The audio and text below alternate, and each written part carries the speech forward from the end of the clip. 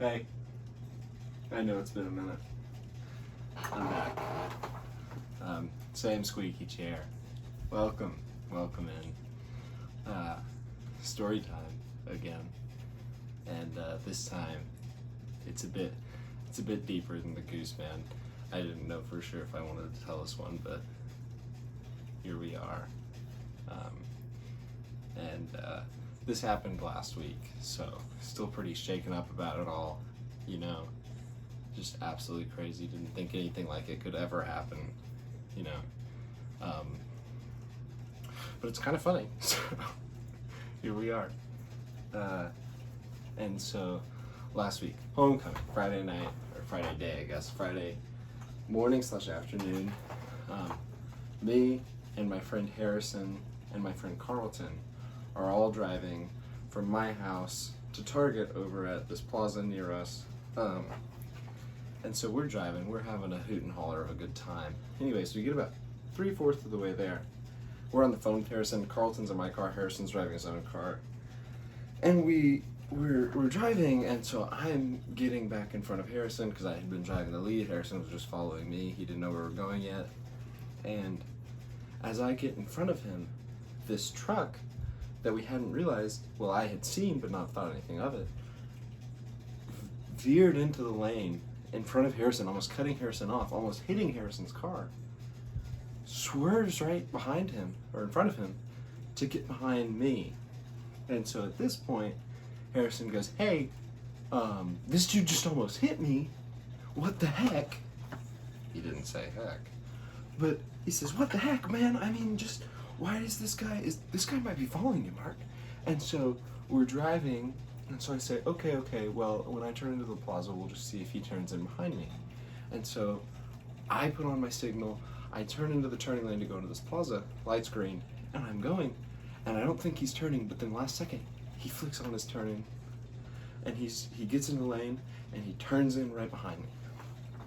And so at this point, I'm scared. So I decided I'm gonna drive a little further and go through like a totally abstract entrance just to see, like, is this guy really following me? So I go further than the entrance you would go to go where we're headed. And he's following me.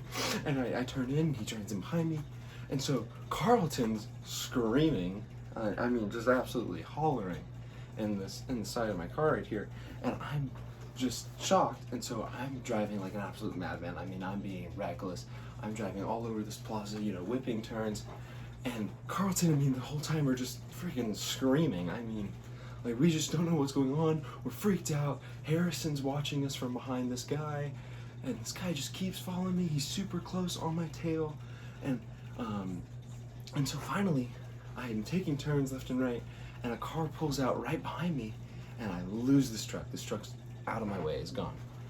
And so I go to a different parking lot, and like this plaza, I go to a different parking lot, and I park, and me and Carlton are just like, what the heck was that? What was that about?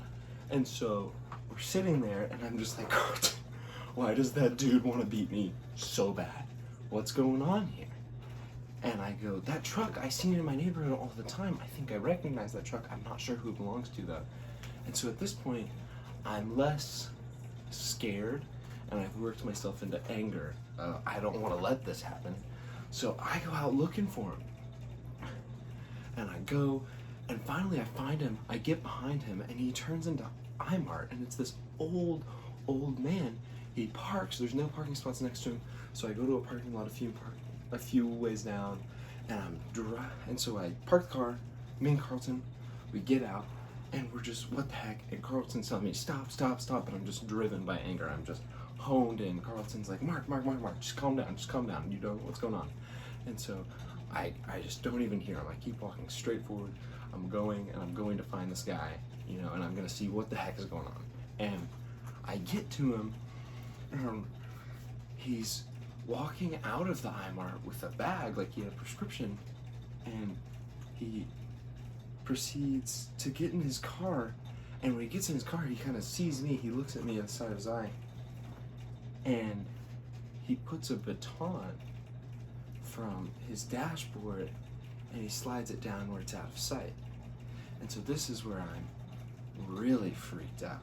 And so I say, okay, this is weird. He starts to pull out. I know I'm not gonna fall in the car. And so I start walking back to my car. And on my way back to my car, I see this same old man driving down the street. I'm like, okay, he's going away, it's fine. But then he turns in the lane my car is in. My car is over here, and he's turning. We're walking, and this is about how far he is. And so I'm starting to walk a little bit quicker, but he proceeds to get to us before we can get there, and Carlton just goes running. He's gone, he's off. And I'm sitting there like a deer in the headlights, just what the heck is going on, you know? And so finally I'm still like, I'm gonna beat his rump in, you know? I'm gonna tell this old man a lesson. And so he parks, and I'm just sitting there waiting for him. And he gets out of the car, and he starts pulling for something in his wrist. And so I'm immediately terrified. I'm thinking, oh no, he's strapped, I don't know what to do. And so I start booking it. I'm booking it, and I'm going around this corner and this corner. I'm just running. My car is he's between me and my car, and I don't know what to do. So I'm running as fast as I can, and I come around this corner, and there he is. He trips me with the same baton I was talking about earlier, and I fall to the ground. I scrape my knees, and I'm just sitting there like, oh my gosh, and I just completely gone. I'm just shell-shocked in a haze.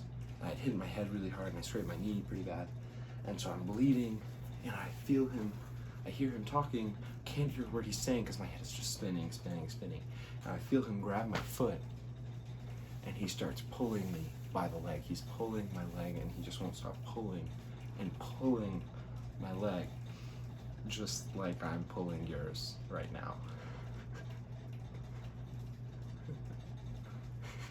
I'm done.